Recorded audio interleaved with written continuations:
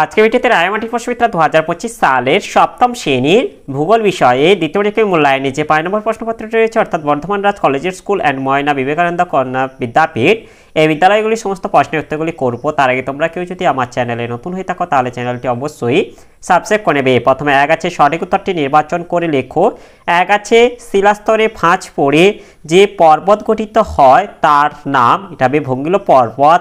এরপর 2 আছে পম্পাস সমভূমি দেখা যায়, এটা হবে দক্ষিণ আমেরিকায়। এরপরে 3 আছে গ্র্যান্ড ক্যানিয়ন সৃষ্টি হয়েছে যে নদীর ওপর তা হলো, এটা হবে কলোরাডো। এরপর 4 আছে বদ্বীপ গঠিত হয়, এটা হবে নিম্ন গতিতে। এরপরে 5 আছে মাটিতে বাতাস থাকে, এটা হবে 25%। এরপরে 6 আছে ইস্পাত কারখানায় ব্যবহার করা হয়, এটা হবে চুনাপাথর। এরপর 7 গ্রস্ত উপত্যকার মধ্য দিয়ে প্রবাহিত হ্রদটি হলো, এটা হবে আলবার্ট। এরপর 8 ড্রাকেন্সবার্গ পর্বত থেকে উৎপন্ন নদীটির নাম হলো, এটা হবে অরেঞ্জ। 9 পৃথিবীর দীর্ঘতম নদী হলো, এটা হবে নীলনদ। 10 এটা হবে ভিক্টোরিয়া জলপ্রপাত রয়েছে জামবেজি নদীতে। এরপরে 2 এতে আছে নিচের প্রশ্নগুলির অতি সংক্ষিপ্ত উত্তর দাও যে কোনো 8টি। 1 আছে ফ্রান্সের ভোজ কোন ধরনের পর্বত, ফ্রান্সের ভোজ হলো স্তূপ পর্বত। এরপর 2 আছে যে নদীতে সারা বছর জল থাকে তাকে কি বলে, যে নদীতে সারা বছর জল থাকে তাকে নিত্যভা নদী বলে। 3 নদী দুটির মধ্যবর্তী স্থানকে কি বলে, নদী দুটির মধ্যবর্তী স্থানকে দোয়াব অঞ্চল বলে।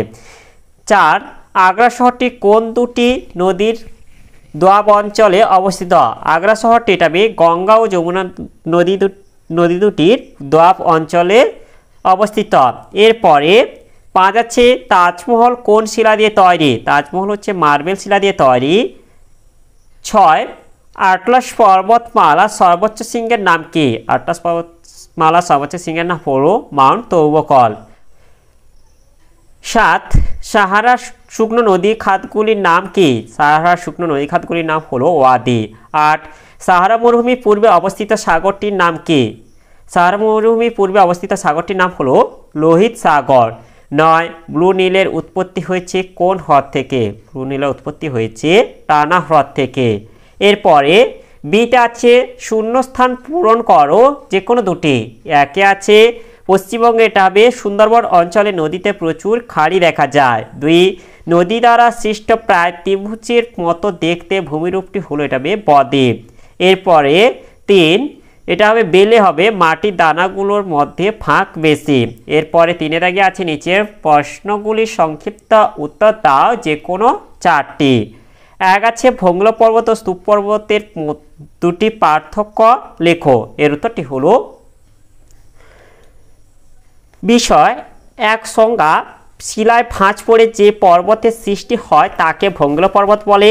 আর তবে 2টি চ্যুতির মধ্যবর্তী অংশ ভূ আলোড়নের ফলে উপরে উঠে গিয়ে যে পর্বতের সৃষ্টি হয় তাকে স্তূপ পর্বত বলে।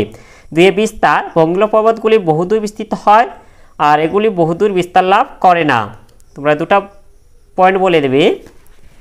এরপরে 2টা আছে টিকা লেখো শাখা নদী, এর উত্তরটি হলো কোনো অঞ্চলের ওপর দিয়ে কোনো একটি নদী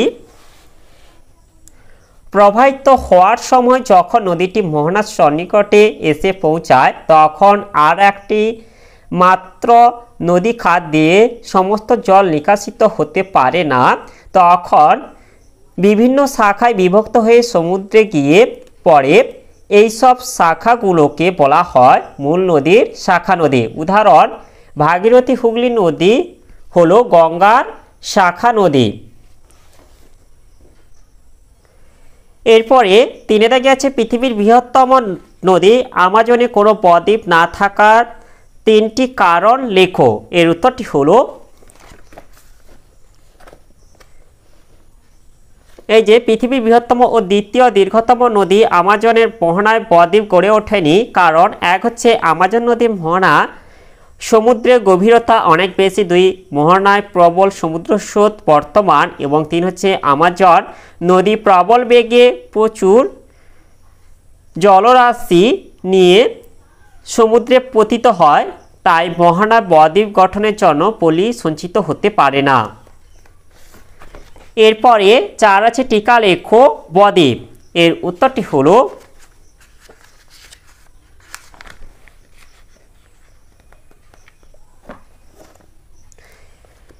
নদীবাহিত পলি বালি কাদা প্রভৃতি নদীর মোহনায় সঞ্চিত হয়ে যে মাত্রাবিহীন বা গ্রিক অক্ষর ডেল্টা এর মতো সমভূমি সৃষ্টি করে তাকে বদ্বীপ সমভূমি বলে। আর এর উদাহরণটা দিয়ে দেবে, উদাহরণ হচ্ছে গঙ্গা ব্রহ্মপুত্রের সমভূমি পৃথিবীর বৃহত্তম বদ্বীপ, আর হচ্ছে মিসিসিপি নদীর বদ্বীপ সমভূমি। এরপরে 5 আছে নীল নদের নিম্ন অংশে বন্যা হয় কেন? এর উত্তরটি হলো, এর উত্তরটি আমি বলে দিচ্ছি, তোমরা লিখে নাও যে হোয়াইট নীল এবং ব্লু নীলের মিলিত প্রবাহ নীলনদ নামে পরিচিত ইথিওপিয়া পার্বত্য অঞ্চল থেকে উৎপত্তি লাভ করায় গ্রীষ্মকালে প্রবল মৌসুমি বৃষ্টিপাতের ফলে ব্লু নীলের উৎস অঞ্চল প্রচুর বৃষ্টির জল পায়। গ্রীষ্মকালে এই অতিরিক্ত পরিমাণ জল ব্লু নীলে এসে পড়ায় হোয়াইট নীল এবং ব্লু নীলের সংযোগস্থলে নীল নদের নিম্ন প্রবাহে প্রবল জলোচ্ছ্বাস ঘটে এবং দুকুল ছাপিয়ে বহুদূর পর্যন্ত স্থান বন্যার জলে প্লাবিত হয়। এই জন্য নীল নদের নিম্ন অংশে বন্যা হয়। এরপরে 6 আছে টিকা লেখো ভেল্ট। এর উত্তরটি হলো, এই যে নাতিশীতোষ্ণ তৃণভূমি বা ভেল্ট যেটা আছে দক্ষিণ আফ্রিকার কালাহারি মরুভূমি ও ড্রাকেনস্পাত পর্বতের মধ্যবর্তী উচ্চভূমিতে মোটামুটি 35 ডিগ্রি থেকে 55 ডিগ্রি অক্ষাংশের মধ্যবর্তী অঞ্চলে নাতিশীতোষ্ণ তৃণভূমি বা ভেল্ট তৃণভূমি বিরাজ করছে। বৈশিষ্ট্য, এখানকার ঘাসগুলি ছোট ছোট খসখসে ও নরম প্রকৃতির হয়। এরপর 2 আছে তৃণভূমিটি মেষ চারণ ক্ষেত্র রূপে ব্যবহৃত হয়। উদ্ভিদ সমভূমি এলাকায় এসপার্ট ও আলফা আলফা ঘাস এবং উঁচু পাহাড়ের ঢালে পপলার, উইলো ইত্যাদি গাছ এখানে জন্মায়। এরপরে 4 দাগে আছে নিচের প্রশ্নগুলি সংক্ষিপ্ত ব্যাখ্যামূলক উত্তর দাও, যে কোনো 4টি। 1 আছে আগ্নেয় পর্বত কাকে বলে? উদাহরণ দাও। এর উত্তরটি হলো, প্রবল ভূ আলোড়নের ফলে ভূ অভ্যন্তরে উত্তপ্ত তরল ও বিভিন্ন গ্যাসযুক্ত ম্যাগমা ভূপৃষ্ঠের কোনো দুর্বল স্থান কিংবা ফাটল দিয়ে লাভারূপে নির্গত হয়ে শঙ্কু বা স্তূপের ন্যায় যে পর্বত সৃষ্টি করে তাকে আগ্নেয় পর্বত বলে। প্রসঙ্গত, লাভা সঞ্চয়ের মাধ্যমে আগ্নেয় পর্বত গঠিত হয় বলে একে সঞ্চয়জাত পর্বত বলে। আর উদাহরণ হলো ভারতে আন্দামান সংলগ্ন ব্যারেন, জাপানের ফুজিয়ামা, ইটালির ভিসুয়াস প্রভৃতি। এরপরে 2 আছে গিরিখাত ও ক্যানিয়ন কাকে বলে? উদাহরণ দাও। এর উত্তরটি হলো, নদী পার্বত্য প্রবাহে যদি পার্বত্য অঞ্চলের কোনো শিলাস্তর অপেক্ষাকৃত কম কঠিন হয় এবং সেই অঞ্চলে বৃষ্টিপাত যদি বেশি হয় তাহলে সেখানে নদী পাশের দিকে ক্রমশ ক্ষয় সাধন করতে থাকে। এর ফলে নদী উপত্যকা খুব সংকীর্ণ ও গভীর আকার ধারণ করে। তখন এই উপত্যকাকে দেখতে অনেকটা ইংরেজি ভি অক্ষরের মতো হয়। পার্বত্য প্রবাহে ইংরেজি ভি আকৃতির নদী উপত্যকা অত্যন্ত গভীর ও সংকীর্ণ হলে তাকে গিরিখাত বলে। যেমন নেপালের কালীগণ্ডকী নদীর গিরিখাত এর অপর নাম অন্ধগালচি, যা পৃথিবীর গভীরতম গিরিখাত। এরপরে ক্যানিয়ন, বৃষ্টিবিরল স্থানে নদী নিম্নক্ষয়ের ফলে এই উপত্যকা আরও গভীর হলে দেখতে ইংরেজি আই অক্ষরের মতো হয়, তখন একে ক্যানিয়ন বলে। উদাহরণ মার্কিন যুক্তরাষ্ট্রে কলোরাডো নদীর গ্র্যান্ড ক্যানিয়ন। এরপরে 3 আছে 3টি প্রাচীন সভ্যতার নাম লেখো, সেগুলি কোন কোন নদী তীরে গড়ে উঠেছে? এর উত্তরটি হলো, 3টি প্রাচীন সভ্যতা হলো, 1 হচ্ছে সিন্ধু সভ্যতা, যেটা হচ্ছে সিন্ধু নদীর গড়ে উঠেছে। এরপর এটা আছে নীল নদের তীরে গড়ে উঠেছে মিশরীয় সভ্যতা, আর টাইগ্রিস ও ইউফ্রেটিস নদীর ধারে গড়ে উঠেছে সুমেরীয় সভ্যতা। এরপরে 4টা আছে মাটি সৃষ্টিতে ভূপ্রকৃতি ও জীবজগতের ভূমিকা লেখো। এর উত্তরটি হলো, ভূপ্রকৃতি ও মাটি তৈরিকে প্রভাবিত করে। ভূমির ঢাল খাড়া হলে মাটি তৈরির সুযোগ কম থাকে, আবার ভূমির ঢাল কম হলে সেখানে ধীরে ধীরে মাটির স্তর তৈরি হয়। তাই পার্বত্য অঞ্চল অপেক্ষা সমতল ভূমিতে মাটি গঠনের কাজ দ্রুত হয় এবং মাটির গভীরতা অনেক বেশি হয়। এরপর আছে জীবজগৎ। মাটি সৃষ্টিতে জীবজগতের প্রভাব বলতে উদ্ভিদ ও প্রাণীর সামগ্রিক ভূমিকাকে বোঝায়। এক উদ্ভিদের প্রভাব, উদ্ভিদের শিকড় মাটির গভীরে প্রবেশ করে মাটিতে যে ফাটল সৃষ্টি করে তার দ্বারা মাটি জল ও বাতাস চলাচলে উপযোগী হয়ে ওঠে।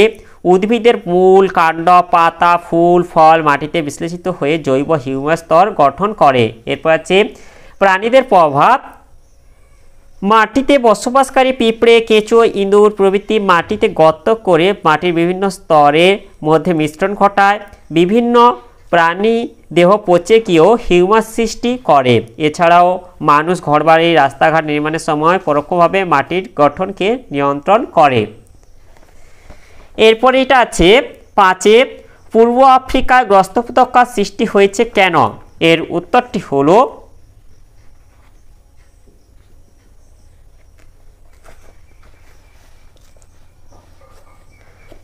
দ্য গ্রেট রিফট ভ্যালি পূর্ব আফ্রিকার একটি প্রধান ভূপ্রাকৃতিক বৈশিষ্ট্য।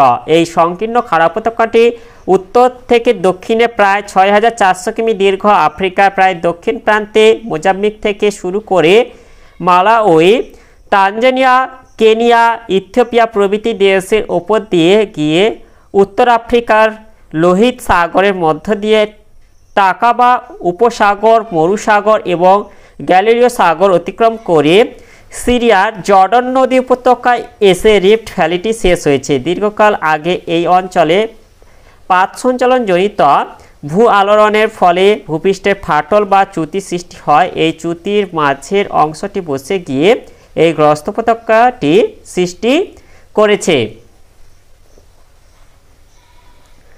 গ্রস্ত উপত্যকা অঞ্চলের নিচু অংশগুলিতে জল জমে রুটলফ, এডওয়ার্ড, নিয়াসা, টাঙ্গানিকা, অ্যালবার্ট, কিভু, মারু প্রভৃতি হ্রদের সৃষ্টি হয়েছে।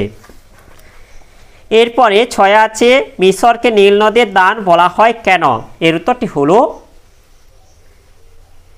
মিশর সাহারা মরুভূমির পূর্ব প্রান্তে অবস্থিত। মিশরের মোট জনসংখ্যার 95% মানুষ নীল নদের বদ্বীপ ও উপত্যকা অঞ্চলে বসবাস করে। মিশরের অর্থনৈতিক কার্যকলাপের কেন্দ্র হলো নীলনদ অববাহিকা। তাই গ্রিক ঐতিহাসিক হেরোডোটাস বলেছিলেন মিশর নীলনদের দান।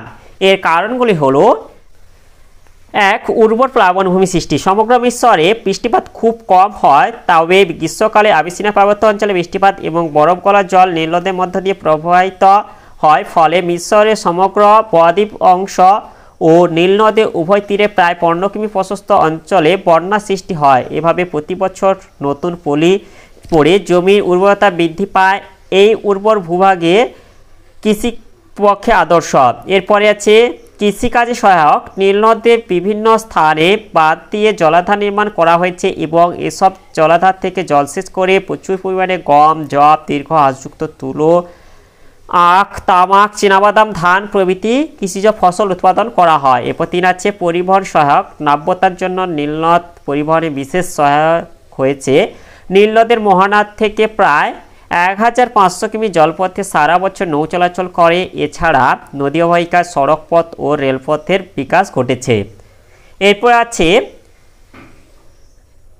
শিল্প স্থাপনে সহায়ক। উন্নত মানের কৃষিজ ফসলকে ভিত্তি করে এখানে কার্পাস বয়ন, চিনি প্রভৃতি শিল্পকেন্দ্র গড়ে উঠেছে। এতটা বলে দেবে, কারণ এটা তোমাদের হচ্ছে 3 নম্বরে বলেছে। এরপরে 5 আছে নিচের প্রশ্নগুলির উত্তর দাও যে কোনো দুটি। 1 আছে লাভা সমভূমি ও লোয়েস সমভূমি সম্পর্কে বর্ণনা করো। এর উত্তরটি হলো সংজ্ঞা: মরুভূমির বালি বায়ু প্রবাহের দ্বারা বহু দূর উঠে গিয়ে সঞ্চিত হয়ে যে সমভূমি সৃষ্টি হয় তাকে লোয়েস সমভূমি বলে। লোয়েস শব্দের অর্থ সূক্ষ্ম পলি বা স্থানচ্যুত বস্তু কণা। উৎপত্তি সাধারণত 0.05 মিলিমিটার কম ব্যাসযুক্ত বালি কণা সহজে প্রবল বায়ুপ্রবাহের সঙ্গে বাহিত হয়। এই বায়ুর গতি কমে গেলে বা বায়ু বৃষ্টিপাতের সম্মুখীন হলে বায়ুস্থিত বালিকণা অবক্ষিপ্ত হয় এবং লোয়েস সমভূমি গড়ে ওঠে। বৈশিষ্ট্য: এই সমভূমি গভীরতা কম হয়, এই সমভূমি প্রবেশ ও অনুর্বর হয়, এই সমভূমিতে স্তরবিন্যাস দেখা যায় না। উদাহরণ: মধ্য এশিয়ার গভীর মরুভূমির বালি উড়ে গিয়ে চীনের হুয়াংহো নদী অববাহিকায় সঞ্চিত হয়ে লোয়ের সমভূমি গড়ে উঠেছে। এরপর হচ্ছে লাভা সমভূমি। ভূপৃষ্ঠের কোনো নিম্ন অংশে ক্রমাগত লাভা সঞ্চিত হয়ে যে সমতল ভূমি সৃষ্টি হয় তাকে লাভা সমভূমি বলে। উৎপত্তি ভূত্বকের কোনো দুর্বল অংশ বা ফাটল দিয়ে ভূগর্ভে উত্তপ্ত ম্যাগমা ভূপৃষ্ঠের বাইরে বেরিয়ে এসে লাভা রূপে শীতল ও কঠিন হয়ে সঞ্চিত হয়।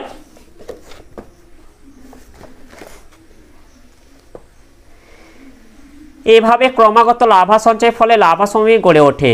বৈশিষ্ট্য: এই সমভূমি মহাদেশের অভ্যন্তরে দেখা যায়। এই সমভূমি সাধারণত ব্যাসল্ট শিলায় গঠিত হয়।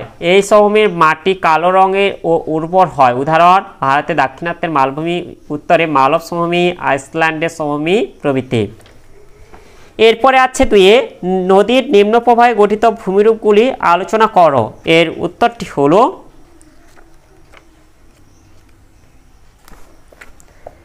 এই যে সাধারণত নদী নিম্ন প্রবাহে এসে তার গতি হারিয়ে ফেলে এবং সঞ্চয় কাজ শুরু করে। নদী নিম্ন প্রবাহে সঞ্চয় কাজের ফলে গঠিত ভূমিরূপগুলি হলো: এক, প্লাবনভূমি। সমভূমি অঞ্চলে জলস্রোত কমে যায় আর দরুন নদী তার তলদেশে নুড়ি, কাঁকর, বালি প্রভৃতি সঞ্চয় করে নিজের গভীরতা কমিয়ে দেয়। তাই বর্ষাকালে নদীর জলে তাপমাত্রা বৃদ্ধি পেয়ে দুকুল প্লাবিত করে দুধারে নদী প্রচুর পরিমাণে পলি, কাঁকর, বালি সঞ্চয় করে যে ভূমিরূপ সৃষ্টি করে তাকে প্লাবনভূমি বলে। যেমন গঙ্গা, নীল, ইয়াংসি নদীর নিম্নবহিকায় প্লাবনভূমি রয়েছে। প্লাবনভূমিতে স্বাভাবিক বাঁধ, দর্শকৃতি হ্রদ, জলাভূমি প্রভৃতি দেখা যায়। এরপরে আছে স্বাভাবিক বাঁধ বা লেভি। সমভূমি অঞ্চলের কোনো কোনো স্থানে নদী নুড়ি, কাঁকর, কাদা, বালি ইত্যাদি উভয় তীরে বরাবর সঞ্চয় করে ধীরে ধীরে ওই সঞ্চয় নদীর দুধারে বাঁধের সৃষ্টি করে। স্বাভাবিকভাবে এই বাঁধ তৈরি হয় বলে একে স্বাভাবিক বাঁধ বা লেভি বলে। স্বাভাবিক বাঁধের উচ্চতা 2 থেকে 3 মিটার পর্যন্ত হয়। এরপর আছে বালুচর। সমভূমি প্রবাহে নদীর শক্তি কমে যাওয়ায় নদী গতিপথে কোনো বাধা পেলে তা এড়িয়ে চলার জন্য নদী আঁকাবাঁকা পথে অগ্রসর হয়। সমভূমির অঞ্চলে নদী বাঁক ঘোরবার সময় তাই বিপরীত দিকে পলি সঞ্চয়ের ফলে ওই স্থান উঁচু হয়ে বালুচরের সৃষ্টি করে। এছাড়াও নদী মাঝে মাঝে নুড়ি, কাঁকর, কাদা, পলি জমেও নদী কোথাও কোথাও দ্বীপের সৃষ্টি করে। যেমন হচ্ছে ব্রহ্মপুত্র নদী, মাজুলী দ্বীপ ভারতের বৃহত্তম একটি নদীচর। এরপর আছে বিনুনি নদী। কোনো নদীর মধ্যে অসংখ্য চর বা নদীদ্বীপের সৃষ্টি হলে নদী বিভিন্ন শাখায় বিভক্ত হয়ে বিনুনির মতো প্রবাহিত হয় বলে একে বিনুনি নদী বলে। এরপরে 3 আছে বহুমুখী নদী পরিকল্পনার উদ্দেশ্যগুলি লেখো। এর উত্তরটি হলো